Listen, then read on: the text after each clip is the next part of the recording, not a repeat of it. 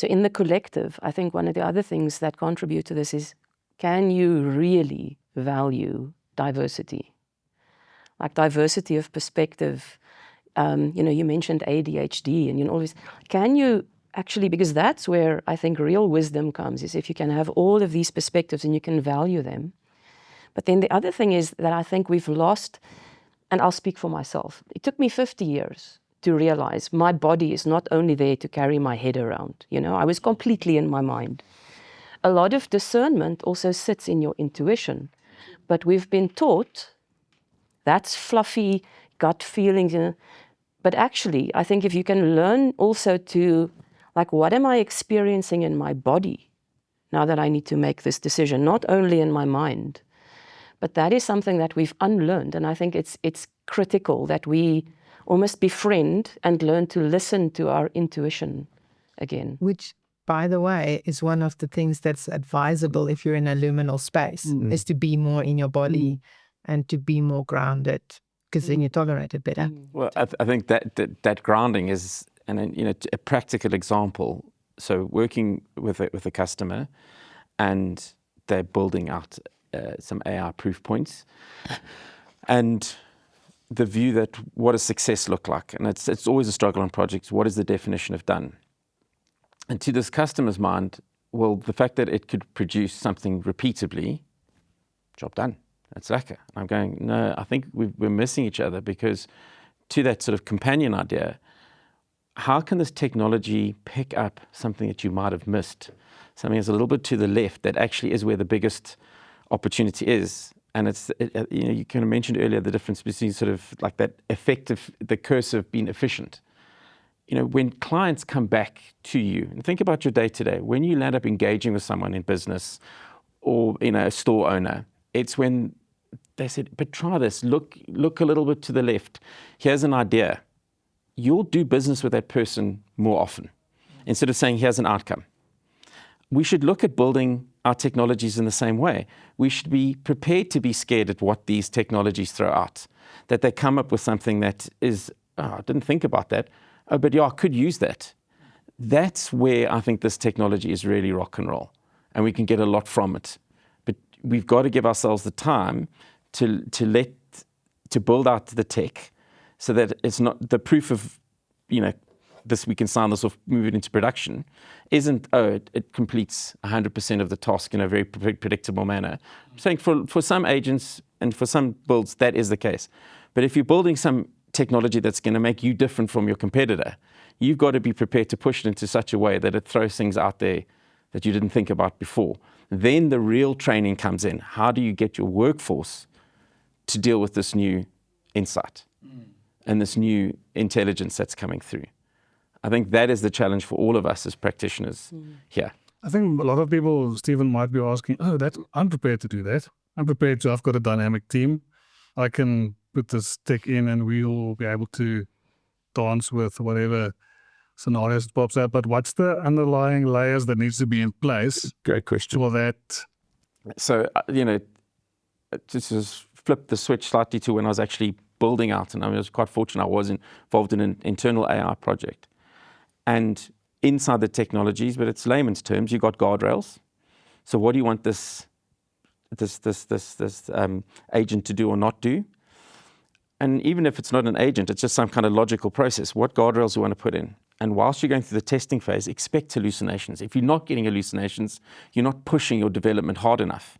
Because those hallucinations, much like that wild guy in the pub that says something, you go, geez, that's a bit wild, but that's something to consider.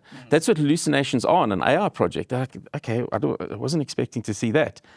Double down on that, because that shows how, whatever it's looking at from a content point of view, within the logical framework you're applying and building out, something's not acting as it should.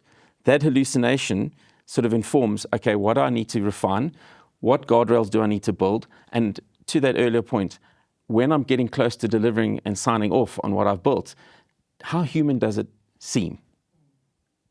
That, I think, is those are the steps. And if you find that you get towards the end and it's just seeming quite procedural, I think you need to play with your guardrails a bit more and do a little bit of tuning. because that I think is the practical side of the build and the technology. The tools are amazing in terms of the fine tuning you can do and the speed at which you can do it, but the speed at asking questions of it, that's still difficult. But I want to challenge you. You're still assuming you're making a few assumptions.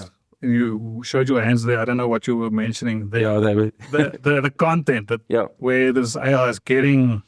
What's that and how you build that for a company that's got some complicated lookup sheets and maybe an ERP that's popping up some reports.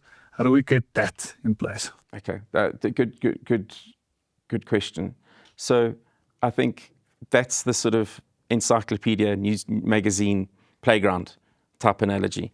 Your historical trusted information, that has to sort of sit inside your model or be part of one of your models. Then you need to be able to, and we had this challenge. It's like in our own organization, Slack is where a lot of the conversations happen within Salesforce. If you just sort of look at process and don't look at the conversations that are happening, it's a very isolated view. So, okay, well, can we bring that into the model, and can we bring our historical information that sits in our CRM? Okay, so we realize we need to do both. Then in the mechanics, they're saying, here's the question coming, here's the prompt. Let me look to my language model and look at my content. And when I go out, okay, let me validate it against a Claude or against a Gemini. So let me take my internal assumptions and test them in the outside world. Then when it comes back, that's where the validation happens. So it is quite a lot of engineering that needs to happen. I think people kind of skip over that. But inside that structure, when you go out of your world as an organization into the unknown of a larger LLM, into the playground, you're going to get some gossip coming back. How do you want to control that gossip? How do you want to control that feedback? How do you want to learn? And I see a lot of customers skipping that step. And then you're just going to get good at your own stuff. That's missing the point. So, I think you've got to look at, and I think the analogy, I came up with it now, but you've got to look at what's in the magazine, what's in the playground, and what's in the encyclopedia, and you've got to test it with the wider world. You have to have a conversation. So I'd say you have to get those building blocks right in your thinking when you enter this phase. But I'm encouraged. A lot of customers are thinking this way. And what's shifted is that customers are spending the time and using different technologies. They've got a Claude license, and they've got a Gemini license, and they've got ChatGPT, and they're wanting to challenge. If I ask the same question against the different LLMs, what do I come back with? So I think there's good stuff happening, and people are understanding the underlying technology fairly well. But then it comes down to that point that was made earlier in terms of, do I just want predictability, or am I prepared to handle one or two outliers in terms of how I use this in my organization? So Sonja, questions for you is, what's the hardest conversation you've had with a customer where you had to tell them something they didn't want to hear? I'm going to ask you the same question, more technical.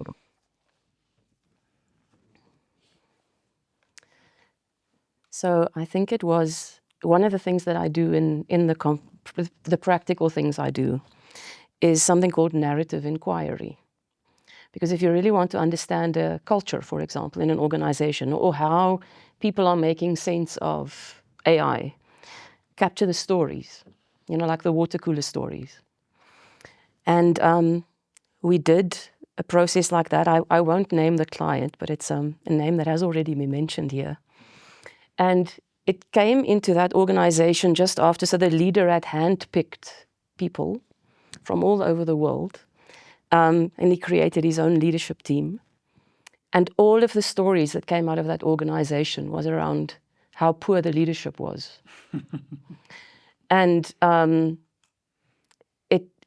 the data comes as narrative, as stories from your own organization, you can't blame the consultants. So it's not our survey that wasn't right or the data. It's like, these are the stories people are telling. And that project just died an immediate death, because I think it was if it wasn't that he had handpicked these people, it would have been different. Yes. But he just could not, because it was essentially a judgment on his discernment and the people that he chose. So that was one of the most... And then you hit the pause button. Yeah. And the pause button is quite the sensitive button. Yeah, which is the thing we're trying to say. It's like, why do we want predictability? So we don't have to worry about that. We don't have to worry. It's predictable. If I pick a couple of leaders that I know are seemingly good leaders, then it will work, which is what we're trying to guarantee, that it will work. I think it was Peter Drucker. He said that I think he had the story of they wanted to build the best car in the world, so they sent out the engineers to go and find the best engine and the best suspension and the best gearbox, and they found an engine at Rolls-Royce and a gearbox there, whatever, and they brought it all together. In theory, all the best parts in the world to make the best car, but none of those parts fit. So there's no system. Can't make a car because those parts need to fit. And I think that's what I hear is, when you bring these parts and you don't consider how they'll fit to become an engine, it's difficult to face that reality. And in a human system, it's like at the best of times, human systems don't work like that. You just, you could potentially still have cobbled together a working car. It may not have been the best in the world, but you could have, because it's a machine. But we've got this machine metaphor in the back of our minds when we think about organizations. And it simply doesn't work. We need to, they're human, and they're not always rational. You spoke about the rational. Our lives. And so, it's... then. But also, I think this, one of the, going back to the way at the beginning with this being in the liminal phase of a rite of passage. A rite of passage is very much around, and I think it's quite a hopeful framing, becoming more mature. When you mentioned the rite of passage, it was, Lochner, you said something, and being of a similar age. Sorry, what? Similar, not the same. Lochner, I'm going to take a couple of years on you. This whole thing about a formal versus an informal rite of passage, I think is such a uniquely South African story in terms of where we've come in such a short space of time. So I didn't go to the army, you didn't go to the army. And for a lot of us, there was tension in the kind of family structure that, this will sort you out, this will sort out the men from the boys. And it's a passing kind of framework inside a society. It was a norm. But quite often we don't get to choose the rite of passage. And I actually think that lends to more fascinating age. So I was at high school in Johannesburg, and it was 1991. Things were proper, and it was touch and go. So the school, just after the school, you've got, the old hostels, always sort of Selby and City Deep and that kind of thing. And the next thing, two rattles arrived at the front of the school and the back of the school. I was at boarding school. And we thought, okay, this is a bit of excitement on a Wednesday night. This is not the normal kind of script. And the next thing, out of nowhere, you had a whole lot of guys from the hostels that were all in Carter Freedom Party marching from the bottom of the school to the top of the school. And, I mean, you're in awe, you're scared. It's still, to this day, it's a crazy thing. And then one or two of the guys that you saw in that group were working at the school, and 2 days later, it was quite arresting. But sometimes you need an event like that. You don't need to have that formal structure, that in itself was a rite of passage. Everyone that was there at that time and experienced it realized that the past is the past, the future we don't know, but you're in it. And I just feel like as South Africans, I think we need to give ourselves, and as I said, that's why I want to do business here, because I think we've got to give ourselves the grace to know that we are very resilient. We've gone through this before and we'll go through it again, but we're quite good at transitioning. And I've worked overseas for several years. And I think we just got to say, give ourselves the grace and just embrace that change. We're good at it. I think that inherent robustness that we have as a people is going to serve us well. But we need to, as I think inside a leadership space, realize the transitory nature of how we embed technologies in organizations for change. So if I hear you right, what I think you're saying is that fun line where if everything goes bad on your trip, you just say, "This is Africa." This is, but it's You wing it. it is what it is. You know, the resistance allows you to do the stomach in, chest out. You can put your shoulders back, brace yourself, and move forward. Like I think it's something we do as a people. Now, the ability to kind of do that is a cultural thing. And the interesting thing is, it's actually across all our cultures. It's not just one culture.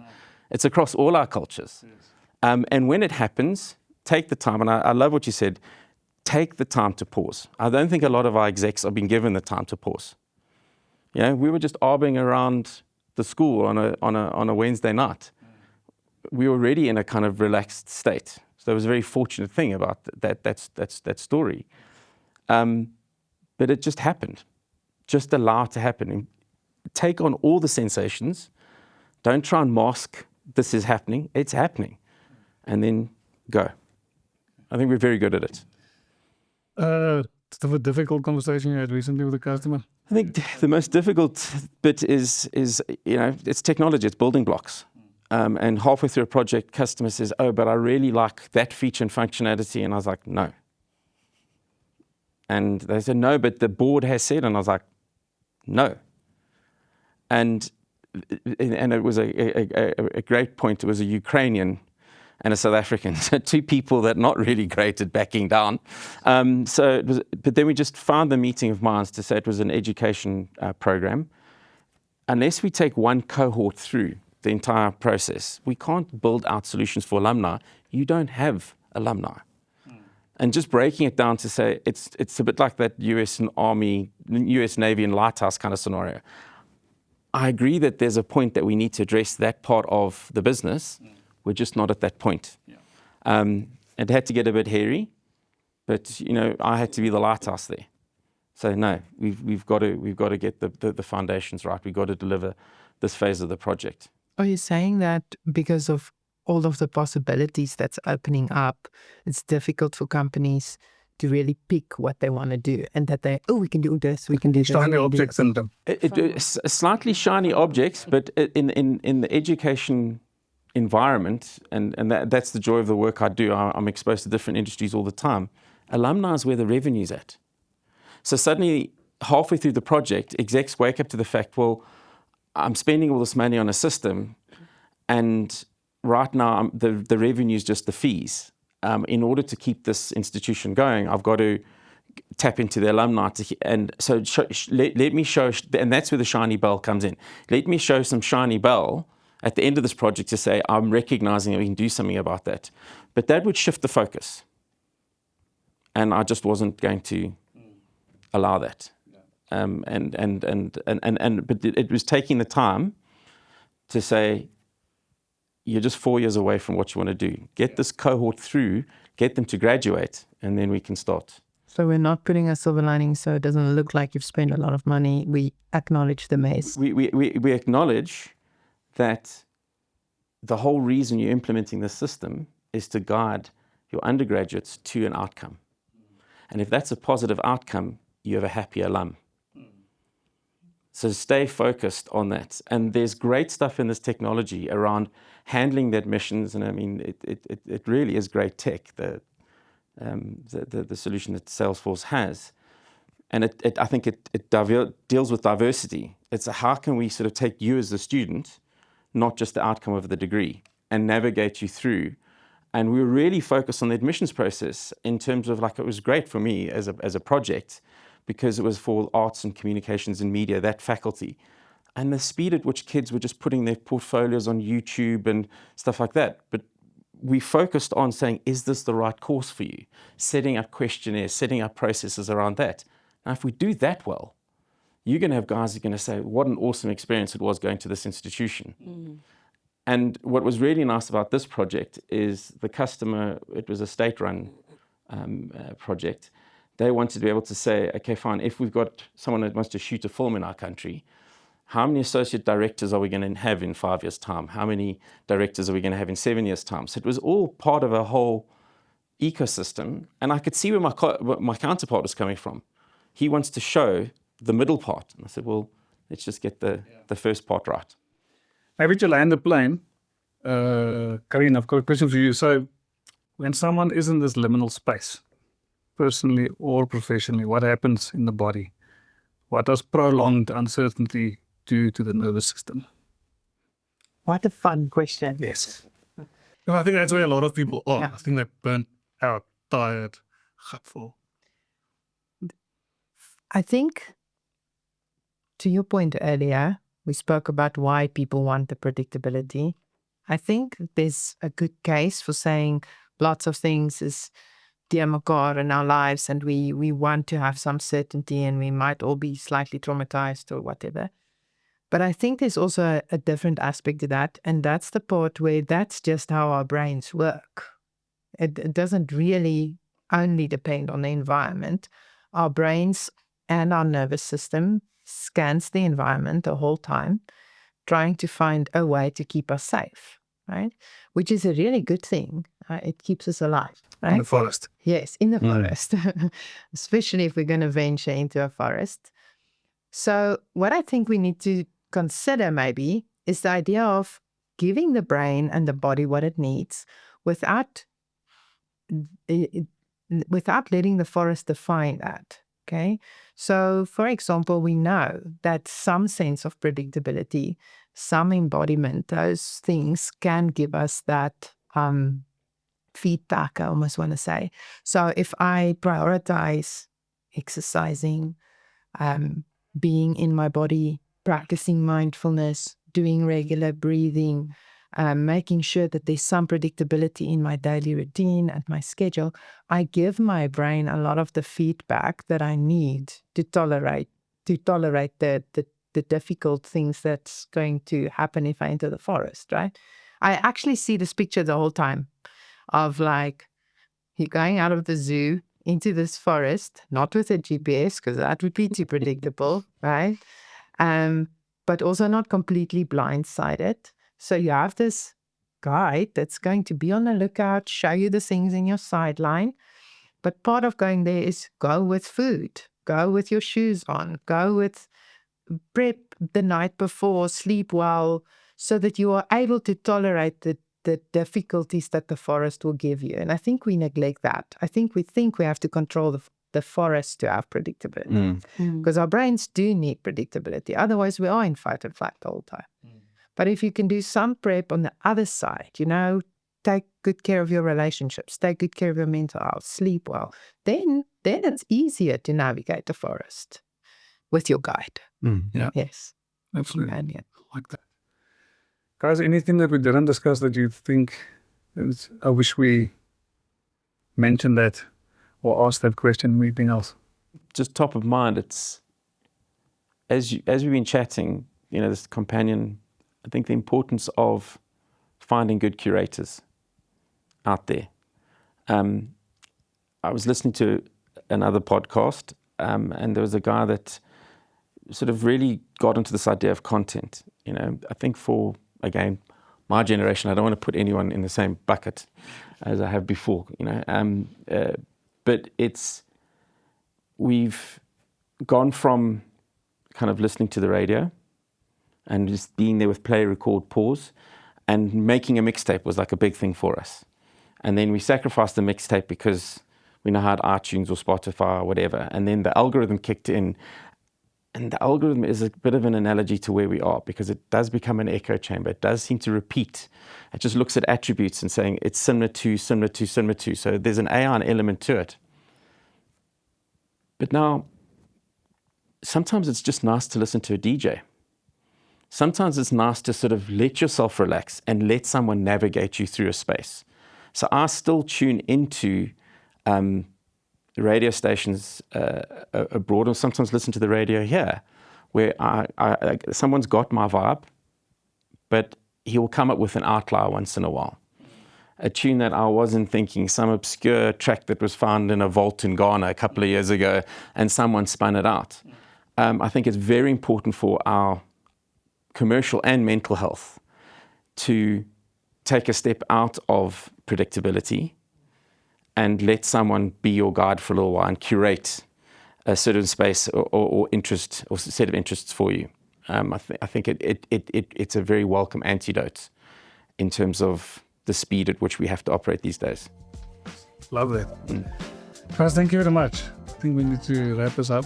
We can go in circles with a lot of these topics, but thank you for joining. Karina again, Stephen. Sure. All the best with your unpredictable weather in Cape Town and yours soon to possibly be.